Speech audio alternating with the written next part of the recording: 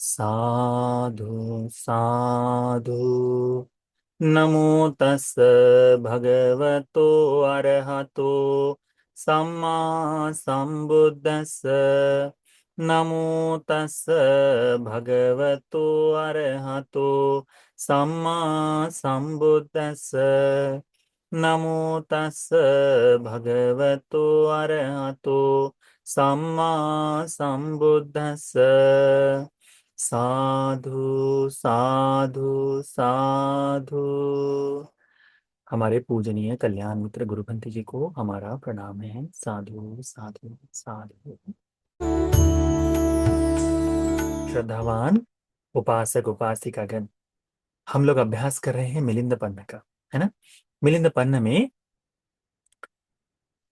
मिलिंद राजा इस संपूर्ण जम्बूद्वीप को तुच्छ है बताते हैं, और उनके प्रश्नों का उत्तर देने के लिए संपूर्ण अरहंत गणों द्वारा आराधित महासेन देव पुत्र मनुष्य लोक में नागसेन नाम से जन्म लेते हैं।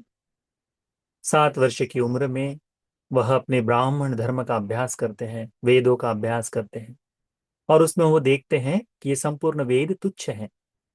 यह तुच्छता जानकर वो खोज देखते हैं कि कहीं कोई और धर्म की शिक्षा देने वाला हो। तब उस समय रोहन स्थवीर भिक्षा के लिए आते रहते हैं। रोहन स्थवीर के साथ हुई चर्चा, हम लोगों ने उसका अच्छा अभ्यास किया। वह चर्चा समाप्त होकर उन्होंने प्रवज्जा की अनुमति मांगी।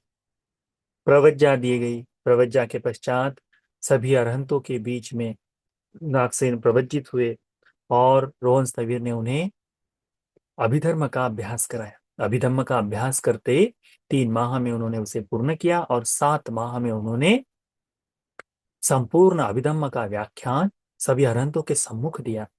ये इतना दीर्घ काल उन्होंने अभिधर्म का अभ्यास करते करते, उनकी आयु 20 वर्ष तक होने तक उन अरहंतों के बीच में रहकर उन्होंने इस अभिधम्म का अच्छा गहन अध्ययन किया। ठीक है। 20 वर्ष की आयु होने के बाद उनकी उपसंपदा हुई। पर एक बात का ध्यान रखें, इतने साल अभिधर्म का अभ्यास कर कर भी उन्हें श्रोतापन्न आदि किसी भी फल की प्राप्ति नहीं हुई थी। ठीक है। परंतु गहन अध्ययन की सभी अरहंतों के सम्मुख अभिधर्म को संपूर्णतः विस्तारित करने का सामर्थ्य वे रखते थे। अब जब उपसंपदा हो गई, तब वहां से आ, नागसेन बनते तथा हमारे आ, यानी नागसेन बंती जी के जो आचार्य उपाध्याय थे रोहन स्थविर, ये जो रोहन स्थविर है, ये दोनों पुनः वापस आए, शहर में वापस आए और भिक्षा के लिए जा रहे थे। भिक्षाटन को जाते समय नागसेन के मन में एक ऐसी पापी विचार जागा। एक तरह से क्या जागा, वह कहता है नागसेन रोहन स्थविर के बारे में, अपने गुरु के बारे में इस तरह से भाव कहता है, तुच्छो वत में उपज जायो, बालो वत में उपज जायो। मेरे जो उपाध्याय हैं वे तुच्छ है, मूर्ख है। ठपित्वा अवशेषं बुद्ध वचनं पठमं मंग अभिधम में विनेसी थी। सूत्र विनय का अभ्यास को छोड़कर मुझे पहले अभिधर्म का अभ्यास कराए, तो मेरे आचार्य मूर्ख है और वह तुच्छ है करके उस समय अभिधर्म का यानी क्रम से सिखाना चाहिए, ये जानकर उन्होंने कहते कि कैसा उपाध्याय है हमारा, कैसा है करके। रोहन स्थविर अरहंत है, जीवन मुक्त है। तत्काल नागसेन के मन में उत्पन्न होने वाली ये जो विचार विचार जो है कि गुरु को तुच्छ कहा है, गुरु को मूर्ख कहा है, कैसा गुरु है कि जो पहले अभिधर्म मुझे पढ़ा रहा है करके, ये भाव जानते ही उन्होंने तत्काल नागसेन को कहा, अननुच्छ विकंखो नागसेन परिवितकं वितक्केसी थी। क्या कहते हैं कि नागसेन, तुम जो वितर्क कर रहे हो, ये वितर्क तुमने नहीं करना चाहिए। नखोपनेतं नागसेन तवानुच्च विकंति, कि ये तुम्हारे लिए उचित ऐसा चिंतन नहीं है, ऐसा मन में नहीं आना चाहिए। तत्काल नागसेन बंटी जी डर गए एक तरह से कि मेरे मन में उत्पन्न होने वाला विचार हमारे उपाध्याय ने अपने मन से जान लिया, और मैंने जो उन्हें बाल कहा, मैंने जो तुच्छ कहा, ये बात उन्होंने जान ली। बालपन से 7 साल से 20 वर्ष तक जो गुरु रहे, उनके बारे में देखिए ना। धर्म को जब कोई बोध न करे, तब यथार्थ में अरहतों को भी इस तरह से पहचान नहीं पाते। माना कि नागसेन मंत्री जी बहुत पंडित हैं, बहुत बुद्धिमान है, बहुत ज्ञानी हैं, परंतु केवल अध्ययन मात्र से उन्हें श्रोतापन्न फल भी प्राप्त नहीं हुआ। अरहंत की तो बात ही क्या है। तो कोई कितना भी पढ़ाई करने वाला हो, अभ्यासु हो, इसका अर्थ ये नहीं कि वो धर्म को बोध कर ले। केवल वाणी का पंडित भाव उनके इसमें। मन में देखो कि मुझे अभिधम्म पहले सिखाए करके नागसेन बनते जी किस तरह से कहते हैं आचार्य को। परंतु आचार्य तो आचार्य, उपाध्याय तो उपाध्याय है। रोहन स्थविर तत्काल उनके उत्तर, उनके मन की भाव को समझकर इस तरह से उनको बताते हैं। अब आगे ऐसा होता है कि आ, जैसे ही वो जानते हैं कि मेरे मन की भाव को मेरे आचार्य ने जान लिया, उपाध्याय ने जान लिया, आचार्य नहीं, उपाध्याय ने जान लिया, तत्काल खमत में भांते न पुनः एव रूपं वितक्के सामीति। भंते, मुझे क्षमा करे। भंते, मुझे क्षमा करे। क्यों? क्योंकि जैसे ही मन की बात जान ली, तो क्या जाना कि मेरे उपाध्याय पंडित हैं। मेरे उपाध्याय दूसरों के चित्त की बात को जान लेते हैं। तो ऐसे पंडित, ऐसे बुद्धिमान उपाध्याय को मैंने मूर्ख कहा, ये मेरा दोष है, क्षमा मांगते। कहते हैं भंते, मुझे क्षमा करे, पुनः मैं ऐसा विचार पुनः कभी नहीं उत्पन्न कराऊंगा। फिर आगे ऐसा होता है कि रोहन जो बनते हैं, रोहन स्थविर कहते हैं, नखो त्वाहं नागसेन इत्तावता क्षमामि। इससे ऐसे मैं तुम्हें क्षमा नहीं करूंगा, तुम क्षमा मांग लो और मैं क्षमा नहीं करूंगा करके वो कहते हैं। अत्थिको नागसेन सागलं नाम नगर, कि नागसेन सागल नाम का नगर है, वहां मिलिंद नाम का राजा राज्य करता है। वह प्रश्न को पूछता है, और प्रश्न पूछकर वहां पर सभी उसके पराजित होते हैं। यदि वो तुमसे शास्त्रार्थ करे, तुम उसके प्रश्नों का उत्तर दे दो, और उस राजा का दमन करके बुद्ध शासन में राजानं दमित्वा बुद्ध शासने पसादेस्सामीति पसादेस्ससि एवाहं तं खमिस्सामीति। जब वो राजा बुद्ध शासन के लिए आकर उसकी श्रद्धा आएगी, वह बुद्ध शासन में स्थिर हो जाएगा, तब मैं तुम्हें क्षमा करूंगा करके। ये गुरुजनों का बड़ा अद्भुत भाव होता है सिखाने का। बड़ा अद्भुत, बड़ा अद्भुत भाव होता है। ये उपाध्याय उनको कहते हैं कि नहीं, कितने वर्षों तक शिक्षा दी? 7 साल की से लेकर 20 वर्ष तक का आयु। ठीक है। इस 20 वर्ष में उपसंपदा आदि सब कुछ उनको प्राप्त कराई। प्रवज्जा उपसंपदा दोनों रोहन स्थविर ने दी। और यह 20 वर्ष का बिल्कुल युवा अवस्था का व्यक्ति कैसा कहता है गुरु इस तरह से है। तो ये जो अल्लड़ता होती है उम्र की आती है, परंतु जैसे ही गुरु का महत्व समझ ले, गुरु भी सिखाने में बहुत दक्ष है। कहते तुम्हें क्षमा नहीं करेंगे, ये जो मिलिंद राजा है, इसका पराजय यदि कर लो, इसे बुद्ध शासन में लाकर स्थिर कर दो, वो बुद्ध शासन के प्रति प्रशंसित हो जाए और बुद्ध शासन में आ जाए, तो मैं तुम्हें क्षमा कर दूंगा कहते हैं। तो नागसेन बनते जी तो नागसेन है, तत्काल उत्तर देते हैं, भंते, रहने दो, केवल मिलिंद राजा, इस एक मिलिंद राजा क्या, संपूर्ण सकल जम्बूद्वीपे सभ्य राजा नंग आगंतुत्वान, कि संपूर्ण सकल जम्बू द्वीप में सभी राजाएं मेरे पास आए, मुझे प्रश्न पूछे, सभी प्रश्नों का मैं संपूर्णता से उत्तर दूंगा, और मैं तो उनके सारे प्रश्नों का निराकरण करूंगा करके कहते हैं। भंते, खमे तमे भंते तिवत्वा, कहते भंते, केवल मुझे आप क्षमा कर दे, या नहीं भंते, पहले मुझे क्षमा करो, और मैं जितने राजा है सबका उत्तर दूंगा। नागसेन भंते जी कैसा है, जब कोई बहुत बुद्धिमान छात्र हो, बहुत पंडित छात्र हो, तो उसमें स्वभावतः अनेकों बार अहंकार भी उत्पन्न हो जाता है। तो शायद हो सकता है कि उपाध्याय अच्छी तरह जानते हो, और ये जानते हैं कि बुद्ध शासन में केवल एक पुस्तक का उन्होंने अध्ययन किया है, वो अभिधर्म का। अभी विनय बाकी है, कि गुरु गौरव की जो बातें हैं जो विनय में आती हैं वो अभी बाकी है। बुद्ध का सूत्रों का उपदेश अभी बाकी है। इसे सिखाने के लिए मुझे इसे इस तरह से दंडित करना पड़ेगा। अद्भुत। क्या हुआ कि कहा नहीं, मैं तुम्हें क्षमा नहीं करूंगा, क्षमा नहीं करूंगा। तो फिर बड़े शांत भाव से नागसेन बनते जी उपाध्याय को पूछते, रोहन बनते जी को पूछते, बनते ते ही बनते इमंग ते मासंग कस्स शांति के वस्य शांति। तो बनते अभी गुरु ने क्षमा नहीं की, तो गुरु क्या सिखाएगा उन्हें? जब तक क्षमा, तो मौन धारण होगा, या फिर गुरु सिखाएगा नहीं क्योंकि क्षमा नहीं की है। तो पूछते हैं नागसेन बनते, तो ये जो वर्षावास के 3 माह हैं, मैं वो किसके पास बिताऊं? तो अभी सही जो रोहन तवीर को सिखाना था, बिल्कुल नागसेन बनते जी उसी दिशा में जा रहे हैं।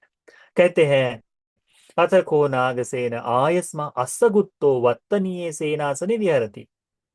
हमारे जो पूज्य बड़े भिक्षु हैं, महास्थविर है अस्सगुत्त बनते, वत्तनीय आश्रम में, वत्तनीय सेनासन में विहार कर रहे हैं। गच्छत्वं, तो वहां जाओ, वहां जाकर ये ना आयस्मा, और वहां जाकर उनके पास जाकर मेरे द्वारा, मेरे वचनों से उन्हें नमन करो, उनके दोनों पैरों पर सर रखकर नमन करो, और ये कहो कि भंते मेरे उपाध्याय तुम्हें नमन करते हैं, आपका कुशल मंगल पूछते हैं। बड़ा अद्भुत भाव। हम भी आज भी कहते हैं ना कि जब कोई मित्र जा रहा हो कुछ है तो हालचाल पूछने के लिए बताते हैं, है ना। अनेकों बार होता है कि जैसे जैसे कोई बुद्ध गया जा रहा हो, तो हम क्या करते हैं? बुद्ध गया जा रहे हो तो ये थोड़ा सा कुछ ले जाओ, मेरे से फूल ले जाओ, मेरे से कोई वस्तु ले जाओ, और जाकर मेरे द्वारा भगवान को नमन करो करके बताते हैं। तो वो है ना, वैसे ही कहते हैं रोहन स्थविर बताते हैं कि जाकर असुगुप्त भंते जी को नमन करो, और मेरे उपाध्याय ने बताया है रमन करने के लिए, आपका कुशल मंगल पूछते हैं करके पूछते हैं। और बड़ा सुंदर भाव बताते हैं, और ये बड़ा अच्छा उपदेश, गुरुजनों का प्रति कैसा सम्मान, अपने से बड़ों का कैसे सम्मान, इसके बारे में बताते हैं। क्या होता है, रोहन स्थविर उनको पूरी तरह से सिखाकर भेजते, कहते हैं कि तब जब तुम पूछोगे कि जब तुम बताओगे कि पूछा है और मुझे यहाँ पर वर्षावास में रहने के लिए अवसर चाहिए करके जब बताएं, तब वो पूछेंगे को नाम ते उपज्जायो, तो पूछेंगे तुम्हारे उपाध्याय का नाम क्या है? तो उत्तर देना रोहन थेरो नाम बनते तिवदयास, रोहन स्थविर है करके ऐसा नाम उनको बताना। फिर पूछेंगे अहं को नामो, मेरा नाम क्या है? जिसके पास तुम आए हो उसका नाम जानते हो? तो कहते हैं कि मम उपज्जायो भंते तुम्हा का नामक जाना थी, कि भंते मेरे जो उपाध्याय है कौन? तो रोहन थे। ये जो उपाध्याय हैं वे जानते हैं आपके बारे में, वो आपका नाम जानते हैं करके। ठीक है। तो नागसेन भंते जो है वह भंते जी को नमन करता है, उनकी प्रदक्षिणा करता है, अपना पात्र चीवर लेता है, और धीरे धीरे चारिका करते करते वत्तनीय सेनासन में आता है, जहां सगुप्त भंते जी निवास कर रहे हैं। वहां उनको नमन करता है। नमन करके पुनः जिस प्रकार से उपाध्याय रोहन स्थविर ने बताया था कि मेरे नाम से भंते जी को नमन करना, तो मेरे उनके नाम से नमन करते हैं। अब जब इस तरह से नमन करने के बाद कुशल मंगल पूछते हैं और कहते हैं कि भंते मुझे इमंग ते मासंग तुम्हाकंग संति के वसी तुम मंग पानी पहिनी, कि मेरे उपाध्याय ने आपके पास 3 माह का वर्षावास करने के लिए बताया है करके। तो फिर उसी प्रकार से असुगुप्त बनते जी पूछते हैं त्वं किम नामों से, तुम्हारा नाम क्या है? तो कहते हैं अहंग बनते नागसेनो नाम बनते। तो कहते हैं कि तुम्हारा नाम क्या है? तो कहते उत्तर देते हैं नागसेन कि मेरा नाम नागसेन है। फिर पूछते हैं अश्वगुप्त बनते, क्या पूछते हैं? को नाम होते उपज छायो थे। रोहन स्थविर ने, रोहन थेर ने बिल्कुल सिखा कर भेजा था कि कैसे पूछेंगे करके, वैसा ही पूछते हैं कि उपाध्याय का नाम क्या है? तो वे नागसेन बनते जी उपाध्याय देते हैं रोहनो नामा मेरे उपाध्याय का नाम रोहन थे रहे करके बताते। फिर पूछते हैं, मेरा नाम पता है? तो कहते हैं, बनते, मेरे उपाध्याय आपको जानते हैं, आपका नाम जानते हैं करके। गुरु के गुरु का नाम नहीं लिया जाता, गुरु के गुरु का नाम नहीं लिया जाता। तो उस तरह से बड़े ही शांत से कि मेरे गुरु आपका नाम जानते हैं, ये जो गौरव है ना, ये जो आ, अपने से पितृ संघ के प्रति जो श्रद्धा, जो गौरव का, भक्ति का भाव है, ये अद्भुत है। आज गुरु के मुंह पर कोई उत्तर दे दे, किसी प्रकार का कोई ये नहीं। अपने ही गुरु की निंदा कर ले, कोई फर्क नहीं पड़ता। गुरु की गुरु के बारे में भी गलत कहते हैं, अपने से बड़े भिक्षुओं के बारे में गलत कहते हैं, है ना। परंतु ये बुद्ध शासन इन रत्नों से जड़ा हुआ था। रोहन स्थविर जानते थे कि मुझसे बड़े बनते कि महातेर है असगुप्त, तो उनका कैसा सम्मान करे। नागसेन को भी सिखाना था कि किस प्रकार से कोई प्रश्न पूछे तो कैसे तुमको उत्तर देना है। ये शिक्षा की विधि बड़ी सुंदर है। इसीलिए भगवान बुद्ध जी ने सभी भिक्षुओं को कहा है, कम से कम 5 वर्ष अपने गुरु की छाया में रहकर सीखो। कम से कम 5 वर्ष, ऐसा नहीं कि चीवर लिए और कल परित्राण करने के लिए निकल गए, ऐसा नहीं होता। ये 5 वर्षों का, क्योंकि ये सब तुम सीखते हो, ये सही तुम सीखते हो। इसीलिए फिर अब जब ये प्रश्न का उत्तर हो गया कि मेरे उपाध्याय आपका नाम जानते हैं, तो अभी अस्सगुप्त ब्रह्मदेव जी कौन है? आचार्य है, क्योंकि उनके पास भेजा है ना। क्योंकि उनके पास सीखने के लिए, उनके पास थोड़ा सा अभ्यास करने के लिए भेजा है। फिर एक आचार्य इनके जीवन में और एक आते हैं,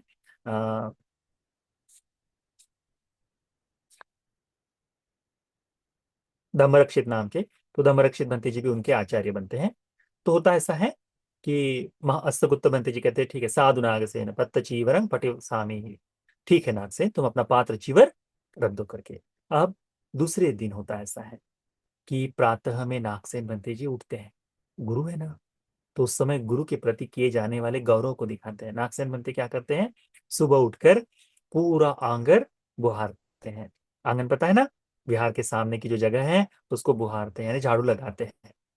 झाड़ू लगाने के बाद आ, पीने के लिए योग्य पानी, हाथ पैर धोने के योग्य पानी जहां नदी हो वहां से लेकर आकर वहां भरकर रखते हैं।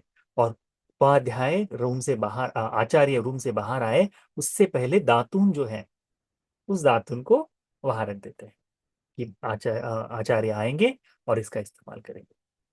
अस्सुगुप्त बनते जी कमरे से बाहर आते हैं, कमरे से बाहर आकर झाड़ू लेते हैं और पहले से झाड़ी हुई जगह पर पुनः झाड़ू लगाते हैं। क्योंकि अब तक प्रतिदिन कौन झाड़ू लगा रहा था? तो अस्सुगुप्त बनते जी लगा रहे थे। नागसेन बनते जी ने झाड़ू लगाया है, इस बात को भूल कर पुनः अब उसी झाड़ू लगे हुए जगह पर झाड़ू लगाते हैं। सब नागसेन देख रहे हैं, नागसेन जो बनते हैं वो देख रहे हैं। असगुत्तपति झाड़ू लगाते हैं। जो पानी भरा हुआ है उसके अतिरिक्त तो फिर से पानी लेकर आते हैं, और जो दातुन रखा है उसे न लेकर दूसरे दातुन से अपने दांत घसते हैं। ऐसा 7 दिनों तक चलता है, 7 दिनों तक। हम लोग ऐसा कुछ करें तो, हम्म, कि हमारे किए काम को फिर से, जैसे आप सामान्य रूप से सांस आपके आपके धुले हुए बर्तन को फिर से धो दे, हम्म, तो दूसरे दिन गुस्सा नहीं हो जाएंगे हम लोग? हो जाएंगे। हम भिक्षु लोग हो जाते हैं कि अरे मैं कर रहा हूं उसके बाद भी ये कर रहे हैं। जब कर ही रहा है दूसरा तो ठीक है करने दो उसको करके, कहते हैं। ऐसा ही होता है। हम तो इतने बड़े विशाल भिक्षु संघ में रहे हैं, अनेकों बार इस तरह से होता है कि दूसरा कोई भिक्षु कर रहा है, अच्छा ठीक है वो कर रहा था ना, कल कल भी उसने किया, हाँ ठीक है, फिर आज भी किया है, ठीक है तो कल से वही करेगा करके इस तरह से छोड़ देते हैं। परंतु शिक्षा ग्रहण करते समय आचार्य के मन की भाव जानना पड़ता है। देख रहे थे, अस्सगुप्त महंत जी देख रहे थे कि नागसेन भिक्षु में सहनशीलता, स्थिरता कितनी है। ये उपक्रमशीली है धर्म को सीखने के लिए।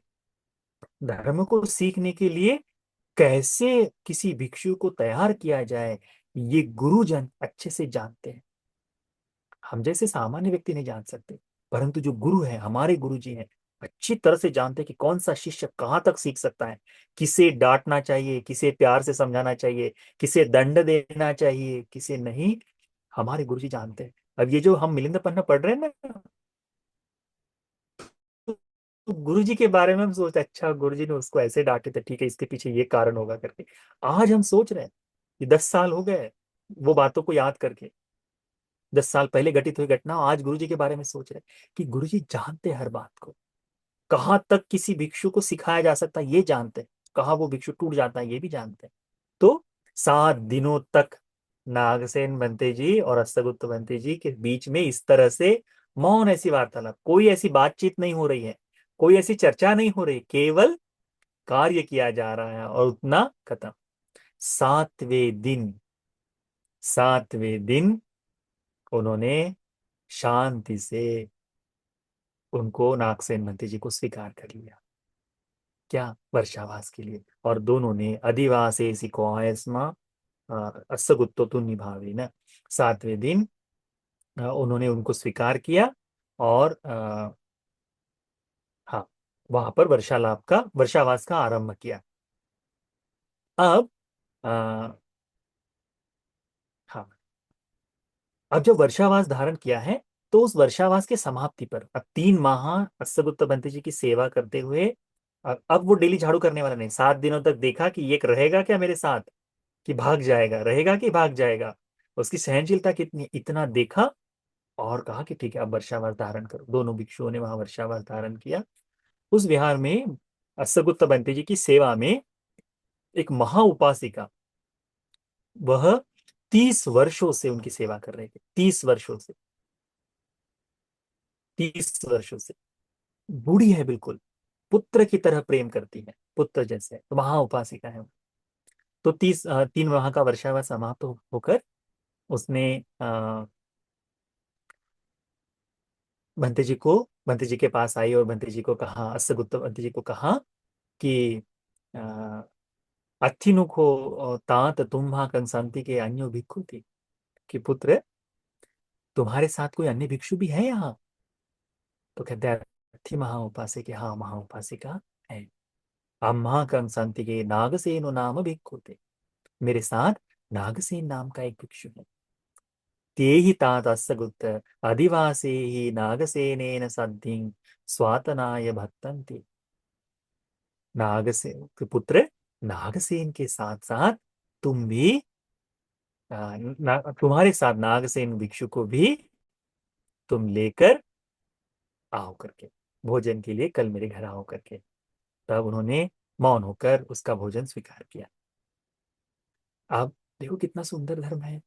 अब दान स्वीकार किया। अब कल को दूसरे दिन रात्रि समाप्त होने के बाद प्रातः में नागसेन मंत्री जी ने अपना पात्र चीवर लिया और अस्सगुप्त मंत्री जी के पीछे पीछे शांति से उनके पीछे पीछे जाकर उस उपासिका के घर में गए। उस उपासिका ने प्रणीत ऐसा भोजन उनको दान में दिया। दान देने के बाद अस्सगुप्त भंते जी कहते हैं नागसेन को, नागसेन त्वं नागसेन महा उपासिकाय अनुमोदन करो ही थी।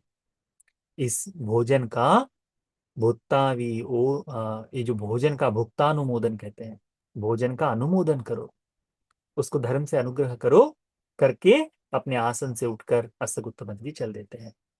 अब वहां महा उपासिका, उनका पूरा परिवार जो बनकर के लोग हैं वे और नागसेन बंते जी वहां, अस्सगुप्त बंते जी वहां से चल दिए।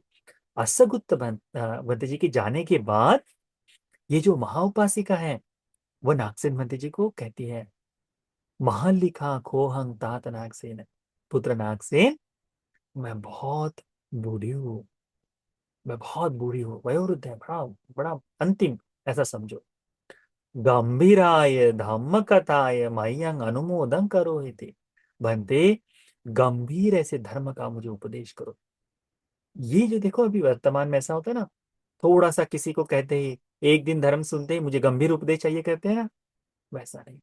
30 वर्षों से अस्सगुप्त पंथ जी से धर्म सीख रही है। कितने वर्षों से? 30 वर्षों से। और फिर नागसेन मंत्री जी के आने के बाद नए भिक्षु है तो मैं इनको थोड़ा गंभीर उपदेश पूछ ही लूं, गंभीर उपदेश करो करके बताते हैं। तब नागसेन मंत्री जी महा उपासिकाय गंभीराय धम्म कथाय लोकोत्तराय शून्यत पटि संयुक्ताय अनुमोदन अकासी। नागसेन मंत्री जी ने उस महा उपासिका को गंभीर ऐसा धर्म, लोकोत्तर धर्म, शून्यता यानी निर्वाण का धर्म जो है, उस निर्वाण का धर्म उपदेशित किया। सुंदर प्रकार से गंभीर, ऐसा निर्वाण के संबंधित जितना गंभीर, वो सारा धर्म उपदेशित किया। जैसे जैसे ये उपासिका उस धर्म को सुनते गई,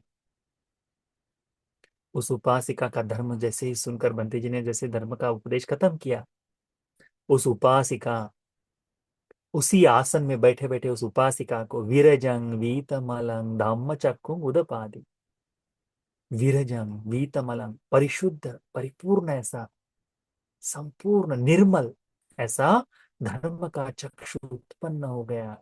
यं किंची समुदय धम्मं सब्बं तं निरोध धम्मं, जो कुछ भी समुदय वाला स्वभाव का है, वो सभी निरोध हो जाने वाले धर्म का है। इसका मतलब क्या है? इसका अर्थ क्या होता है? इसका अर्थ होता है जिसे ये विरजंग वीतमलंग धम्मचक्कु उत्पन्न हो जाए, इसका मतलब होता है श्रोतापन्न हो जाना। श्रोतापन्न हो जाना। नागसेन भंते जी अभी श्रोतापन्न नहीं थे, केवल धर्म का उपदेश दिए, उनका उपदेश सुनकर उपासिका श्रोतापन्न हो गई, धर्म को प्राप्त हो गई। अब उसी आसन पर नागसेन भंते जी बैठे हैं। नागसेन भंते जी भी वहीं बैठे हैं जो उनको दिया गया था। मैंने इस उपासिका को क्या सिखाया करके वे चिंतन करते हैं। मैंने क्या बताया, क्या मैंने धर्म को अच्छी तरह से, तो इस अनुमोदन का अत्तनादेशितं धम्मं पच्चवेक्षन्तो, स्वयं के द्वारा उपदेशित धर्म उपदेश का चिंतन करते हैं। विपस्सनं पट्ठपेत्वा तस्मिन् एवासने निसिन्नो सोतापत्ति फले पतिष्ठासि। जैसे ही वो अपना स्वयं चिंतन करते हैं कि मैंने इस उपासिका को क्या सिखाया है, उसका चिंतन करते ही नागसेन भंते जी स्वयं भी उसी आसन पे श्रोतापन्न हो जाते हैं। अद्भुत, अद्भुत। अब तक ये जो धर्मोपदेश चल रहा, तब तक अस्सगुत्त भंते जी अपने घर, अपने विहार में जाकर आसन पर बैठे थे।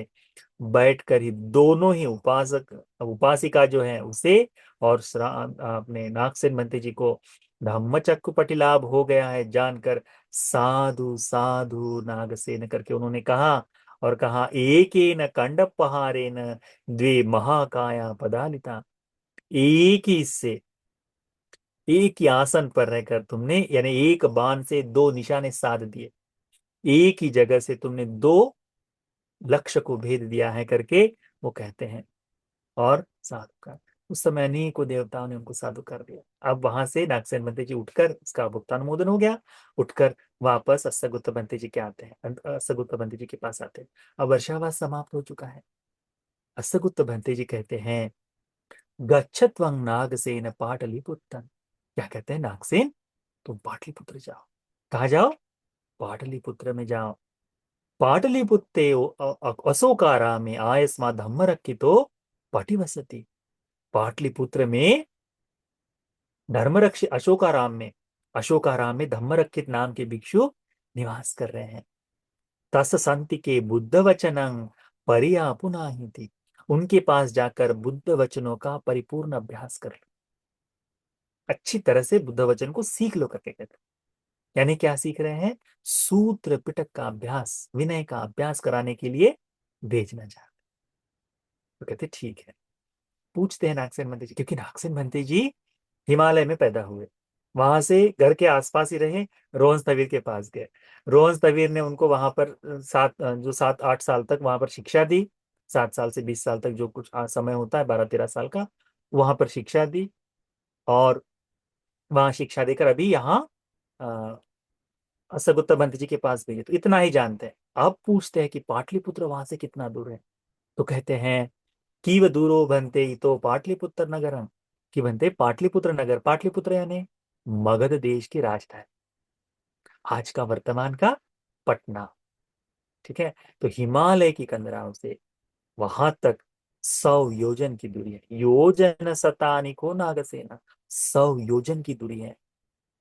ठीक है, एक योजन अभी लगभग लगभग हम 8 से 12 किलोमीटर का समझते हैं। ठीक है, निश्चित गणना न होने के कारण 8 से 12 किलोमीटर को एक योजन कहते हैं। तो देख लो 100 यानी कितना लंबा, कितना होगा। तो दूरो खो भंते मग्गो भंते। नागसेन भंते जी क्या कहते हैं इससे को, तो भंते रास्ता तो बहुत दूर है।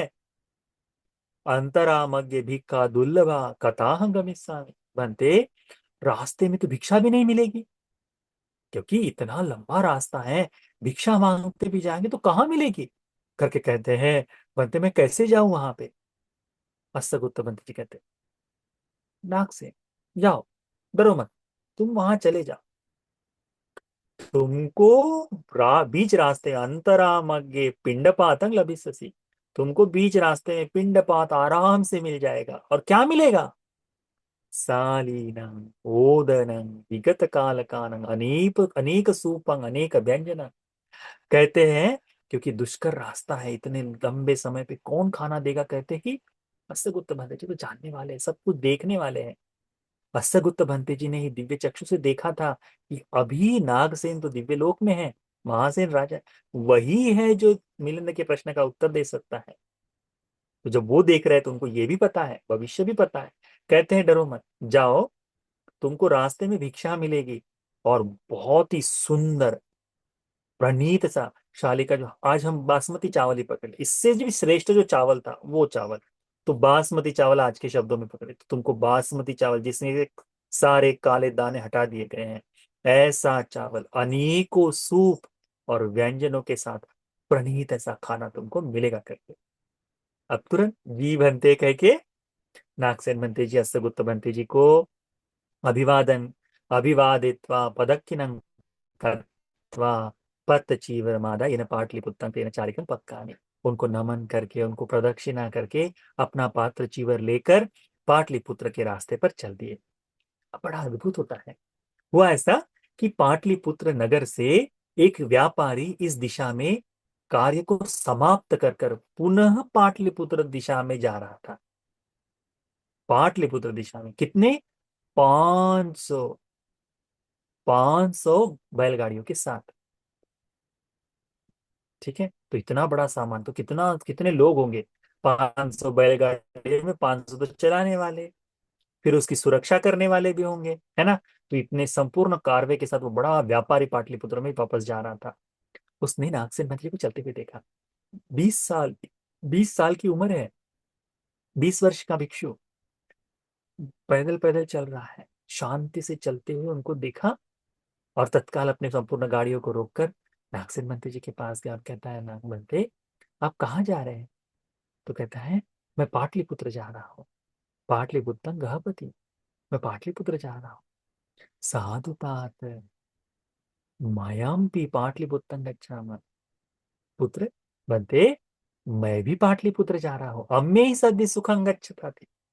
हमारे साथ आप सुख से चलो, हमारे साथ सुख से चलो।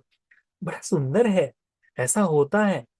अभी अभी तो खैर इतना वर्तमान में भी ऐसा होता है। कहीं कहीं भिक्षु चल रहे हो ना, हमने देखा है।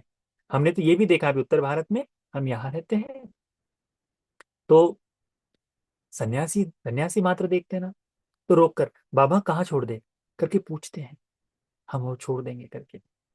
श्रीलंका में भी ऐसे होता है कई बार। एक एक घंटा खड़े रहने के बाद भी जब बस नहीं मिलती थी, क्योंकि पैसे हाथ में तब नहीं हुआ करते थे, है ना, तो एक एक घंटा रहकर भी बस नहीं, तो कोई गाड़ी वाला आता था, कहता है बनते जी यहाँ से तो बहुत कम गाड़ियां चलती है, तो वो गाड़ी रोक कर बनते आइए, हम आपको वहां तक छोड़ देंगे करके छोड़ देते थे। तो सुख से यात्रा हो जाती थी। वैसे ही यह उपासक भी गृहपति करता है कि बनते हमारे साथ चलिए, आपकी यात्रा सुखपूर्वक होगी करके। तो नागसेन बनते उस इनके साथ सेठ सेठ जी के साथ में चल दिया। अब भिक्षु भिक्षु हैं, गृहस्थ गृहस्थ हैं, अपने संयम के साथ नागसेन मंत्री जी उनके कार्य के साथ चलते रहे। उनके उस एरिया से, उनके चलने, उनके संवर को देखकर चंचलता नहीं है। हमारे जैसे आज के वर्तमान के जो भिक्षु उस समय होते तो कोई भी उनके प्रति कोई भी श्रद्धा न जगाता। अभी तो हम अभी हमारी श्रद्धा केवल इसलिए है क्योंकि बाबा साहब ने धर्म दिया, हमारे बुद्ध धर्म के प्रतीक है, इसीलिए। नहीं तो हम तो ऐसे ही उछलते हैं, कूदते हैं, चंचलता दिखाते हैं। आप लोग देखिए ना, शो के फेसबुक पर जाकर देखिए, उनके श्रद्धा आएगा।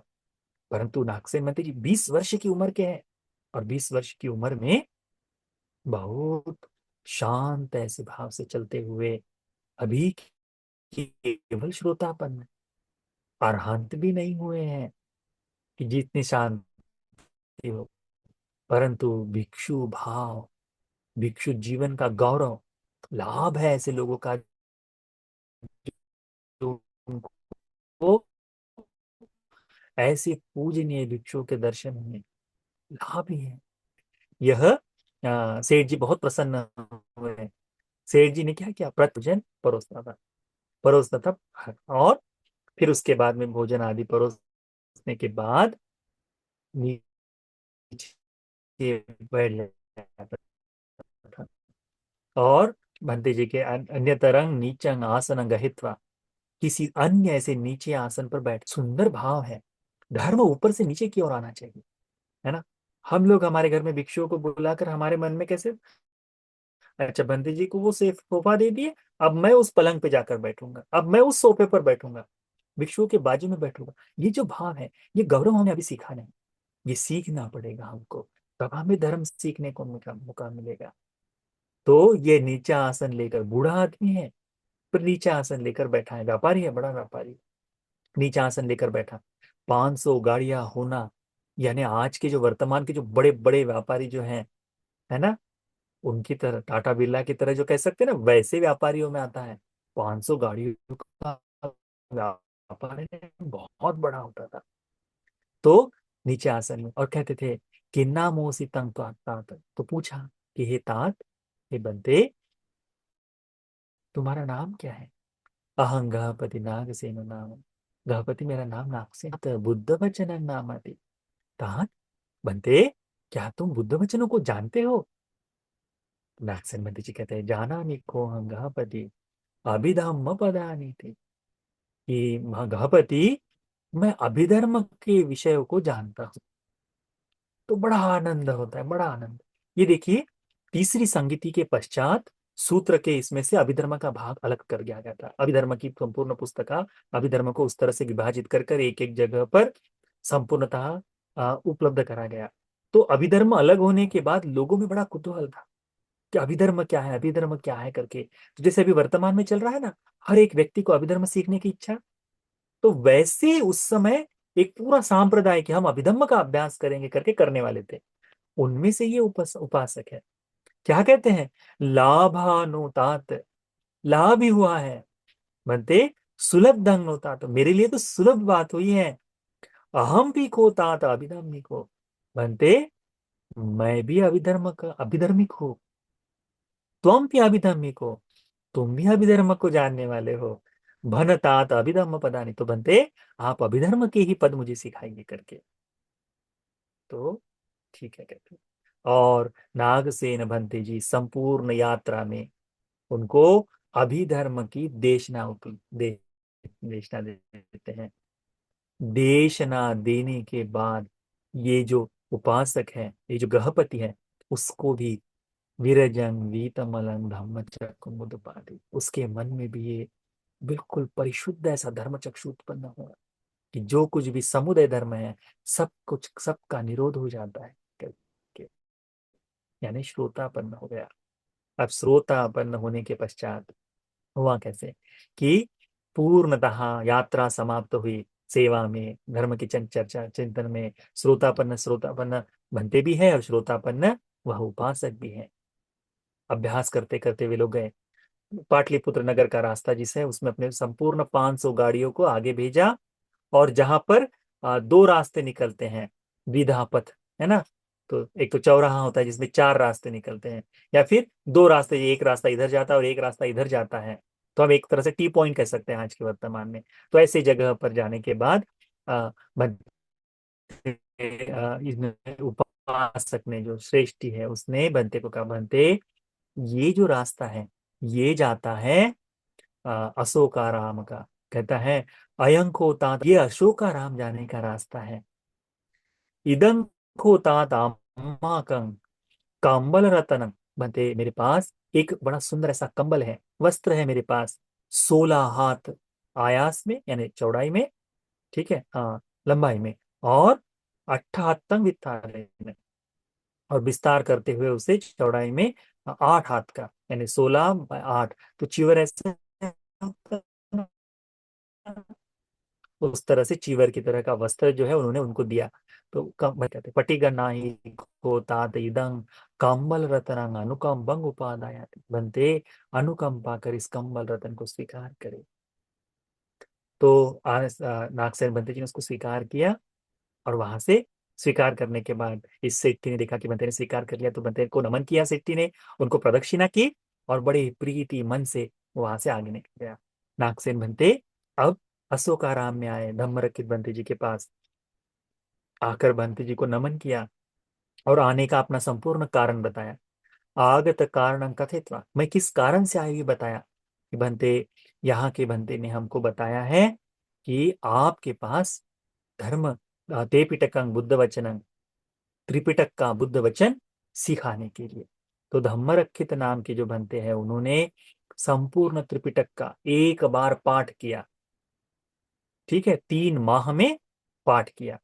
और बुद्ध वचन एक ही नेव उद्देश्य, ती ही माह से ही व्यंजन सो, तो परियापुनित्वा, यानी एक बार पूर्णता से बताया, और एक बार पूर्णता से बताने के बाद 3 माह के भीतर भीतर नागसेन बनते जी ने परिपूर्ण रूप से उसे याद कर लिया, कंठस्थ कर लिया। तीनों, सुत्त पिटक, विनय पिटक और अभिधम्म पिटक, 3 माह में याद होगा। बिल्कुल, कैसी याददाश्त रही होगी, 3 माह में पूरा याद। और फिर 3 माह, यानी वर्षावास समाप्त होकर जब यहाँ तक 500 किलोमीटर, 600 800 किलोमीटर का जो रास्ता है वह पूर्ण किए। अब वहां पे 3 माह पहले तो सीखे, फिर 3 माह उसको याद किए, और 3 माह याद करने के बाद फिर 3 माह जो है उसका पूर्णता अत्थसो मनसी मनसाकाशी, उसका अच्छी तरह से चिंतन मनन किए, परिपूर्ण रूप से उसको, उसका अर्थ भी समझ लिए। अर्थ तो जान गए हैं, धर्म का बोध नहीं हुआ अभी तक, अर्थ जान गए हैं। हुआ ऐसा कि 3 माह तक पूर्ण अध्याय जान जाने के बाद एक दिन धम्मरक्षित भंते जी नागसेन भंते जी के पास आकर कहते हैं, चाहिए था भी नागसेन, नागसेन इसे ऐसा समझो जैसे गोपाल को गाओ रखती, अन्य गोरसंग परिभुंजंती। क्या कहते हैं कि ऐसा समझो नागसेन, ये जो गोपालक है, यानी गायों को चराने वाला, उसको गडरिया कहो, चरवाहा कहो, है ना, तो ये जो है ये गायों की केवल रक्षा करता है, ठीक है, वो गायों को देखता है, वो उनका लालन पालन करता है, पोषण करता है, परंतु उससे मिलने वाला दूध, गोरस, दूध, अन्य परिभुंजति, दूसरे ही पी रहे हैं, दूसरों को पीने को मिलता है।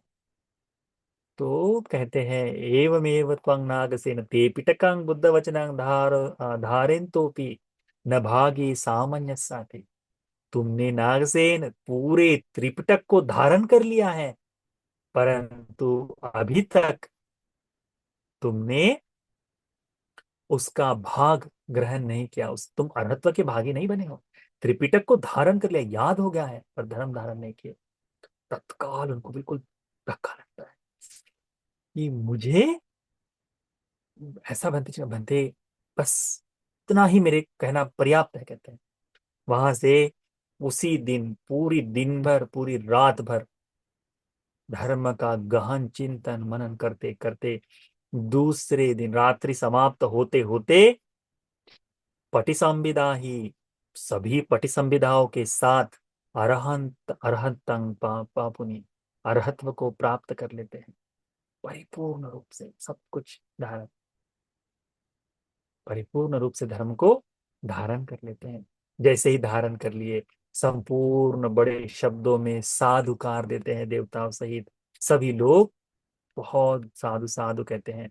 ये पटि संविदाएं जो है ना, 4 प्रकार की बताई गई हैं। धर्म का पटि संविदा यानी अर्थ, धर्म, निरुक्ति और पटिभान, इनके साथ परिपूर्ण रूप से बोध हो जाना जो है वह अर्थों को साक्षात कर देते, यानी कोई किसी भी गाथा का अर्थ बताए तो अन्य नहीं होगा, अपने मन का नहीं होगा, धर्मों से आएगा परिपूर्ण रूप से, जैसा बुद्धवाणी में वैसा ही प्रतिभान इसके साथ बोध कर लेते हैं। तो जैसे ये सभी लोग बड़े सुंदर पुष्पों की वर्षा आदि, बहुत सुंदर, बहुत सुंदर धर्म करके कहते हैं। अब जब अरहंत हो गए हैं नागसेन, अब देखो लगभग लगभग 21 22 23 साल के नागसेन बनते जी हैं। 20 साल की उपसंपदा, उसके बाद यह, उसके बाद अरहत के आसपास की उम्र है उनकी अभी, या फिर 21 की उम्र है उनकी। परंतु मिलिंद राजा से जब धर्म उनकी जब चर्चा होती है, तब नागसेन बनते जी की आयु 27 वर्ष की होती है। तो अभी 7 वर्ष का समय बाकी है, या फिर 4 6 वर्ष का समय भी बाकी है। तो सभी जो अरहंतगण हैं, हिमालय पर्वत में रखे स्थल में जो अरहंतगण हैं, उनमें बंते को ये भेजा जाता है, निमंत्रण भेजा जाता है, दूत भेजा जाता है नागसेन के पास कि आगच्छतु नागसेनो दर्शन कामा मयंग नागसेन थे, कि वहां पर जो शतकोटि जो अरहंत है, वे दूत भेजते, कहते हैं कि ना चाहते हैं करके भिक्षु लोग बुलाते हैं। अब ये दूत लेकर आया है, न्यूज खबर लेकर आया है। उसकी खबर को सुनकर नागसेन बनते जी तत्काल वहां से अंतर्धान होकर रखित थल में जाकर प्रकट हो जाते। अब जो है मिलिंद पन्ह के लिए उनको बताना कि तुम्हें ये करना पड़ेगा, इस बात को हम कल अभ्यास में लेंगे। आगे हम लोग इसका अभ्यास करेंगे कि मिलिंद पन्ह में कैसे आ, नागसेन मंत्री जी को जिम्मा दिया जाता है कि तुम्हें मिलिंद राजा के साथ शास्त्रार्थ करना है, चर्चा करनी है, उसके प्रश्नों का उत्तर देना है। तो उस समय उनसे पहले मिलिंद राजा नागसेन मंत्री जी से मिले, तो उससे पूर्व में जो भूमि बननी चाहिए, अभी तक तो तुच्छ समझा जाता था, अभी तक सब लोग भागते थे उनसे, मिलिंद राजा से भाग जाते थे देखकर ही। तो अब नागसेन बंदी जी जब शास्त्रार्थ करे, तो मिलिंद राजा बिल्कुल न डरे, या फिर किसी भी तरह का ऐसा कोई भाव न हो, हीन दर्जा न देखे। इसके लिए जो पूर्व की भूमि तैयार करनी होती थी, उसका कार्य आयुपाल नाम के बंते जी ने किया है। वह अध्याय हम कल करेंगे, और कल हम सीखेंगे कि कैसे नागसेन बंते जी मिलिंद राजा को पहली बार मिलते हैं करके। वहां तक का अभ्यास हम कल की क्लास में करते हैं, ठीक है। और कल की क्लास के पश्चात, या शायद हो सकता है रविवार को रात तक, हमारा ये जो नागसेन बंते जी के साथ मुलाकात, मिलिंद पन्ना की पूर्व कथा संपूर्ण समाप्त हो जाएगी। फिर उसके बाद अगले सप्ताह से हम लोग मिलिंद राजा के साथ नागसेन भंते जी ने जो प्रश्न उत्तर स्वरूप में जो पवित्र ग्रंथ है मिलिंद पन्ना, ये जो आरंभ हुआ है, इसका हम लोग अभ्यास आरंभ करेंगे, ठीक है। तो ये मिलिंद पन्ना का अब तक का जो भाग हमने पूर्व कथा का अभ्यास किया, पाली हिंदी इनसे जो अभ्यास किया है, ये संपूर्ण धर्म हम सभी को, आप सभी को धर्म को सीखने के लिए, धर्म का गौरव जानने के लिए, अ, सहनशीलता, धर्म का गौरव आदि जागकर धर्म के बोध के लिए यह उपदेश उपकारी हो जाए। साधु साधु साधु।